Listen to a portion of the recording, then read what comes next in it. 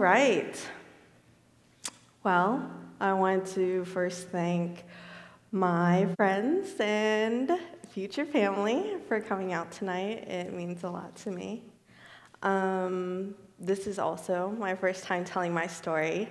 I don't even know if Adam has heard everything, so please bear with me. Early on in life, I came to believe that everything happens for a reason. It was then I began to really trust God.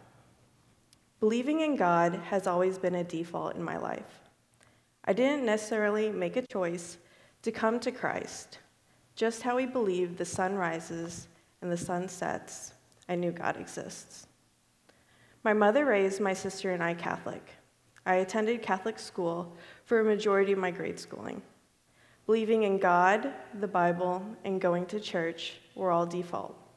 I didn't necessarily have a choice, but I didn't reject it either. I don't know my father's view on faith. He wouldn't attend Sunday Mass with us, but he was in attendance for some Christmas services and my First Communion, which, if you aren't familiar with, is one of Catholicism's sacraments, during which you receive the body and blood of Christ for the first time because you are old enough to understand the meaning of receiving it. Now, I don't know if he just attended because my mother gave him a hard time. Either way, it didn't really affect me. I never really questioned or worried about it. I just assumed that's the way things were.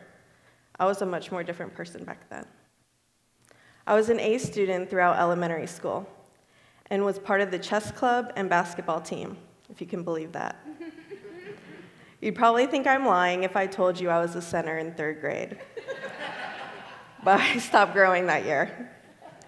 During the summers, my mom would make my sister and I have quiet time, which was an hour or longer, depending on how well my sister and I were getting along, which wasn't often. This quiet time was where I had workbooks to practice reading and math. In the summer before 3rd grade, my mom taught me multiplication before I learned it in school. She probably could have homeschooled me, but there was a reason it didn't work out that way. Then middle school happened. I still went to a Catholic middle school, but there was only one middle school in Charlotte, which meant all graduating 5th graders from the other 4 Catholic elementary schools went there. It was definitely intimidating at first, but I made friends easily. 6th grade was pretty normal. Boys and grades were my focus. At home, it was the same old, same old. My sister and I fought a lot. We never really got along. My dad would have us stand in the corner, facing the wall for hours at a time as a punishment. He whipped us with a belt on occasion, like this one time we stole a couple gravel rocks from one of his clients' houses. These seem like pretty normal punishments, right? Well, soon enough, it didn't take much time to be called names, have objects thrown at our heads, and be shaken. I feared being at home, and therefore was the only person who hated snow days. I felt like being away at school was my only form of sanity. I started dressing in all black, listening to punk music, and wore wristbands to cover the cuts. My friends knew about me cutting. Heck, some of them were even doing it too. It didn't seem crazy. There are several things about my past that I've blocked out, and a few that I remember clearly. This I remember clear as day. One day, I was watching TV in our den, and my dad walked in. He said he knew what I was doing. I asked him what he meant. He said, if I wanted to take my life, I should just do it. I immediately stormed outside in front of the house to the street without grabbing shoes or anything. I told myself, the next car that comes by, I'm just going to walk in front of it. A car passed, and then another. I thought to myself, I want more in life. I don't want it to end like this. I want to get married. I want to have kids. And then I started walking. I walked mindlessly a mile away to my best friend's house. She took me in and let me sleep there. I didn't tell anyone that I left or where I went. My mom was at work when I left. She worked third shift at the hospital, and I guess realized I wasn't there when she got home. She called and found out where I was and picked me up. She was very upset. Things with my dad always happened when she wasn't there. I can say now, luckily, I was so boy crazy. I always had my sights set on a specific boy, and in the summer of 2003, at just 14 years old, I lost my virginity. Although it was a dysfunctional teenage relationship, I look back and thank God that I felt loved, enough to not give up on life. I knew I was depressed. I knew I was suicidal. I looked online and took WebMD surveys to figure out what kind of depression I had. I thought that since I felt fine at school and like crap at home, I was bipolar. My mom took me to a psychiatrist, and I was prescribed antidepressants. I've apparently blocked this out of my memory, but my mom told me that one time I took several pills of something. I don't know if it was the antidepressants or something like ibuprofen, and I guess I was just trying to not wake up. Thankfully, I did, even though I don't remember that incident happening. I would skip gym class and sit in the bathroom. I looked at the things around me that I could hurt myself with. And one day, my gym teacher and counselor walked in.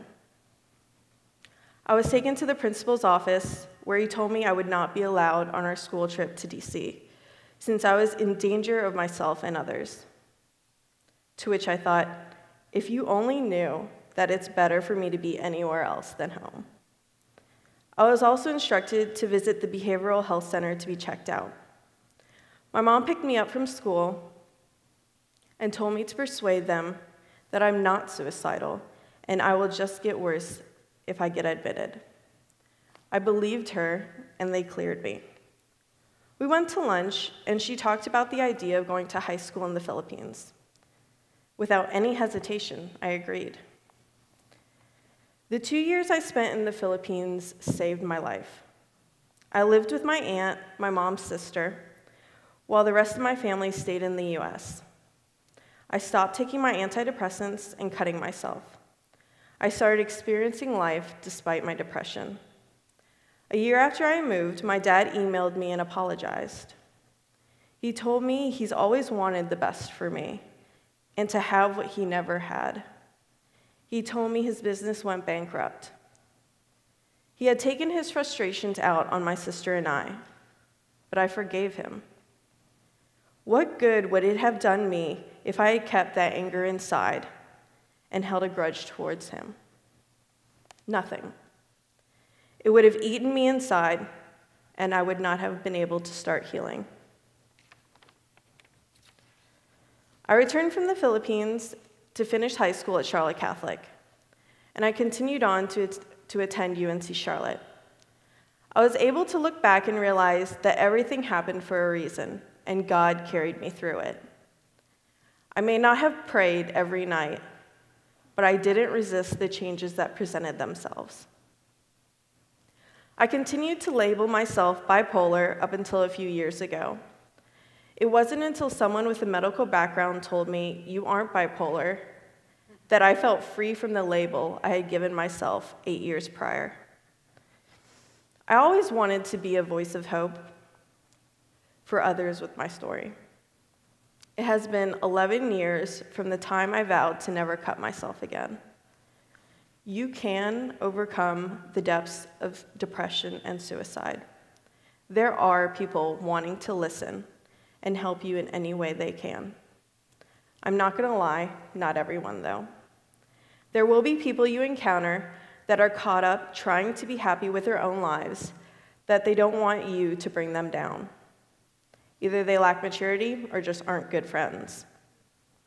One of my best friends told me one day, when I was talking to him on the phone about how sad I was, said that no one wants to hear that. Luckily, I didn't give up that easily. And yes, we're still best friends. Try to talk to people, family, friends, neighbors, coworkers, even your friendly therapist. There is someone that is willing to listen to you. Don't give up on talking to someone. I talk to my friends, boyfriend, even my 30-year-old male neighbor, whoever would listen to me. It wasn't until I told my homeroom teacher what was going on and asked if this was normal that I realized something was truly wrong. The hardest part of my journey is loving myself throughout. In doing so, I recognize how I'm made in God's image, yet understand the broken pieces that still need to be fixed. One of my biggest supporters, and someone who has helped me grow, is my now fiancé, Adam. He is the most caring, nicest, and funniest guys I have ever met. I think back to the day and thank God I didn't step in front of that car. Surprisingly, though, the easiest part of my journey is forgiving. I forgave and continue to forgive my dad. I refused to be treated like trash by him and tried to have mature and open conversations no matter how hard it is. I forgave my friend who didn't want to hear my sad circumstance. I brought up the conversation we had to him a few years ago, and he admitted what he had said was immature. But then again, what do you expect from a typical 13-year-old boy? So I've only told you part of my story, and that is because my story is ongoing. I constantly strive to be the best I can be in God's eyes, the best I can be for loved ones, coworkers, strangers, but most importantly, myself, no matter my past. That's the amazing thing. You have the ability to say where you go from here. You are living a story, and it's yours, and it's unique. One of my favorite organizations, To Write Love on Her Arms, gives awareness to mental health issues by providing knowledge and truth with the hope that it will combat the stigma surrounding it. They have a campaign called Fears versus Dreams, which is where I acquired the idea I'm about to present to you. You will find a piece of paper in your packet detailing the questions, what is your biggest fear, and what is your greatest dream? If you would like, participation not required, fill out the sheet before you leave and place it in the green bowl on the speaker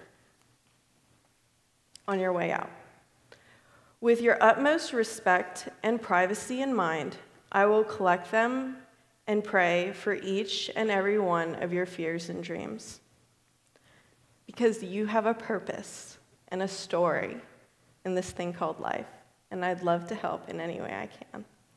Thank you.